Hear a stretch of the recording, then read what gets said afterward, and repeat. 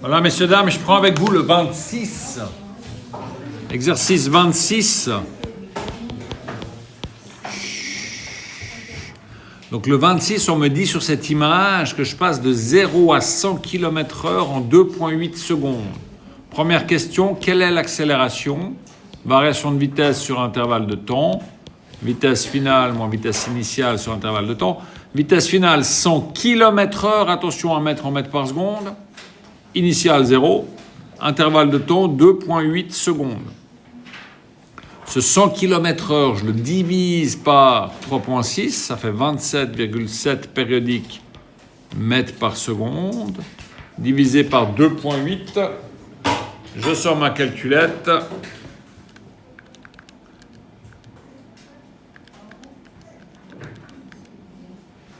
Divisé 2,8, ça nous fait une accélération de 9,92 mètres par seconde carré. En passant, ça fait environ une accélération de 1 G.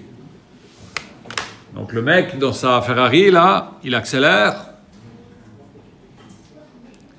Il accélère dans son siège, il se sent lourd, quasiment son poids. Après combien de temps le bolide atteindra-t-il la vitesse de la lumière? Donc l'accélération, ça nous dit qu'à chaque seconde, il fait 10 mètres par seconde en plus. Combien de secondes faudra-t-il pour arriver à 300 000 km par seconde? Donc question B. L'accélération, c'est la variation de vitesse par intervalle de temps. L'accélération, je l'ai. C'est 9,92. La variation de vitesse visée, c'est 300 000 km par seconde. J'aimerais atteindre la vitesse de la lumière, 300 000 km par seconde. Donc, je dois avoir une variation de vitesse de 300 millions de mètres par seconde et je cherche l'intervalle de temps qu'il faudra.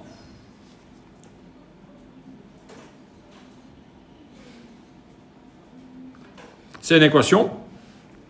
J'en tire que delta T, ça va être 300 millions de mètres par seconde, divisé par cette accélération de 9,92 mètres par seconde carré. Ça me donne un temps de 30 240 000 secondes que je peux mettre en heures, que je peux mettre en jours. Ça fait en 350 jours. Donc après 350 jours à cette accélération, en théorie, seulement en théorie, ce bolide, il va atteindre la vitesse de la lumière. Or, la physique nous dit que quand on s'approche de la vitesse de la lumière, il se passe des choses qu'on ne connaît pas aux vitesses qu'on appelle non relativistes, à des vitesses de la vie de tous les jours. Et en réalité, c'est juste impossible. Donc la question C, c'est impossible d'atteindre la vitesse de la lumière parce qu'en approchant la vitesse de la lumière, il faut toujours plus d'énergie pour accélérer la bestiole. Et surtout, au fait, la masse, qu'on vous a toujours dite invariante, la masse, elle va changer. Plus on va vite, plus la masse est grande. Ce qui peut paraître bizarre. Or, la physique, elle nous montre cela, que dans le cadre des vitesses relativistes, la masse, elle augmente. Ce qui fait qu'on ne peut jamais atteindre la vitesse de la lumière. On ne la touchera pas, à moins qu'on n'ait pas de masse. Et qu'est-ce qui va à la vitesse de la lumière? La lumière, qui est composée de photons, qui ont une masse nulle. Donc tout rentre dans l'ordre. Donc là, avec cet exercice tiré d'une image de Sciences et Vie, un peu une image gagueuse,